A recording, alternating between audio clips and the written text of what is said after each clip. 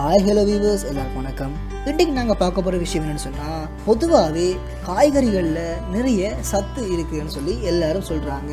ஆனால் எந்தெந்த காய்கறிகளில் என்னென்ன சத்து, அதாவது என்னென்ன விட்டமின் இருக்குதுன்னு சொல்லி, அதனால் என்னென்ன நோய்க்கு நிவாரணி அளிக்கக்கூடிய மாதிரி இருக்குமென்னு சொல்லி எங்களில் பலருக்கு தெரியாது. ஸோ அதைத்தான் இன்றைக்கு நான் உங்களுக்கு சொல்லித்தர போகிறேன். எப்படி எங்களோட இயற்கை மருத்துவத்தை பயன்படுத்தி நோய்களில் இருந்து விடுபடலாம் அப்படின்னு சொல்லித்தான் இன்றைக்கி நாங்கள் பார்க்க போகிறோம். அதில் பார்த்தோம்னா இன்றைக்கி மொத்தமாக 17 காய்கறிகளை பார்க்க போகிறோம். அதில் முதலாவது காய்கறி என்னன்னு சொன்னால் வாழைப்பூ. வாழைப்பூவில் அப்படி என்னென்ன இருக்குன்னு பார்த்தோம்னா கால்சியம், பாஸ்பரஸ், புரதச்சத்து, அதோட நார்ச்சத்தும் இரும்பு சத்தும் விட்டமின் பியும் சியும் இருக்குது.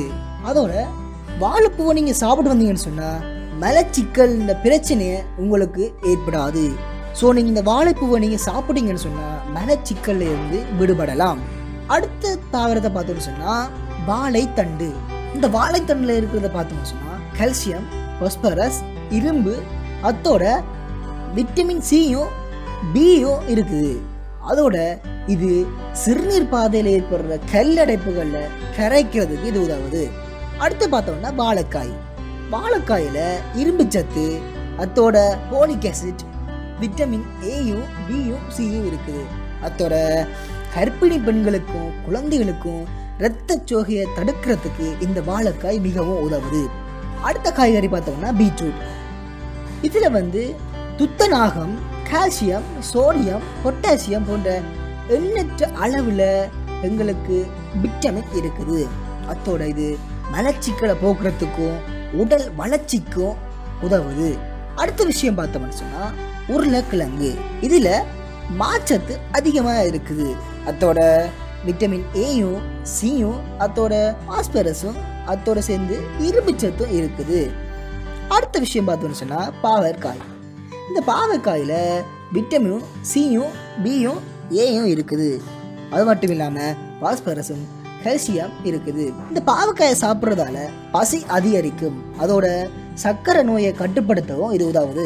அடுத்த விஷயம் பார்த்தோம்னா கேரட். இந்த கேரட்ல என்னென்ன இருக்குன்னு சொன்னா விட்டமின் ஏ அதிக அளவில் இருக்குது. அதோட குழந்தைகள உணவில் இது அதிகமாக சேர்த்துன்னு சொன்னா பிற்காலத்தில் பார்வை கோளாறு எதுவும் ஏற்படாம அதோட மாலைக்கண் நோயை கட்டுப்படுத்துறதுக்கும் இது உதவுது.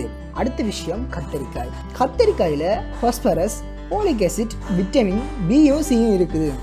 அதோட கத்தரிக்காய் சாப்பிட்டு வந்தீங்கன்னு சொன்னா ரத்தத்தை அது சுத்தப்படுத்தும்.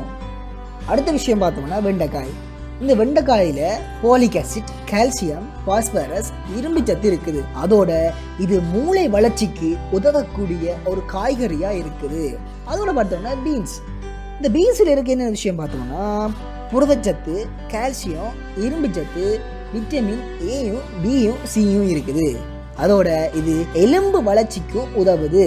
அடுத்த காய்கறியை பார்த்தோம்னு சொன்னா புடலங்காய். புடலங்காயில விட்டமின் ஏயும் பியும் இரும்பு சத்தும் தாமிரம், அதோட கால்சியமும் இருக்குது. இது எலும்பு உறுதியை ஆகிறதுக்கு இது பயன்படுத்தப்படுது. அடுத்த விஷயம் அவரைக்காய். இந்த அவரைக்காயில இருக்க விஷயம் என்னன்னு சொன்னா புரதச்சத்து, நார்ச்சத்து இருக்குது. அதோட இது உடல் வளர்ச்சியை பெருகிறதுக்கும் மலச்சிக்கலை போக்குறதுக்கும் உதவுது. முருங்கைக்காயில விட்டமின் ஏயும் பியும் சியும், அதோடு சேர்ந்து பாஸ்பரஸும் இரும்பு சத்தும் இருக்குது. ஆண்களுக்கு விந்து அதிகரிக்கிறதுக்கு இது உதவுது. பெண்களுக்கு உதிரப்போக்கை கட்டுப்படுத்துறதுக்கும் இது உதவுது. அடுத்த விஷயம் பார்த்தோம்னு சொன்னா வெங்காயம். இந்த வெங்காயத்துல இரும்பு சத்தும் கால்சியமும் இருக்குது. நீங்க தேமல் சாப்பிட வந்தீங்கன்னு சொன்னா உடல்ல இருக்கிற கொழுப்பை கரைக்க உதவும். அடுத்த விஷயம் பார்த்தோம்னு சொன்னா சுண்டைக்காய். அதுல புரதச்சத்தும் இரும்பு சத்தும் விட்டமின் ஏயும் இருக்குது. இது எலும்புக்கு வேலை சேர்க்கிறதோட இரத்த சோகை வராமையும் தடுக்குது. அடுத்த கடைசி விஷயம் என்னன்னு சொன்னா கருணக்கிழங்கு.